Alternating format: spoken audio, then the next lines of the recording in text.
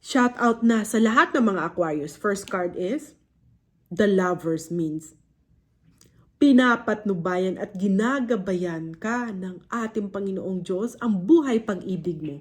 Magiging masaya na ang buhay pag-ibig mo, mga Aquarius. Pangalawang baraha, kita mo, ginagabayan ka ng ating Panginoong Diyos.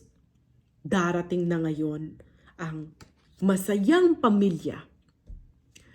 Papalibutan ka ng cups. Ibig sabihin, papalibutan ang buong pamilya mo ng mga properties. Magiging masaya ang iyong buong pamilya.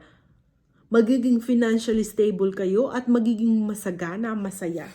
At papatnubayan ang buhay pag-ibig mo, mga Aquarius. At sa huling baraha, the King of Cups. Matutupad mo lahat ng pinapangarap mo.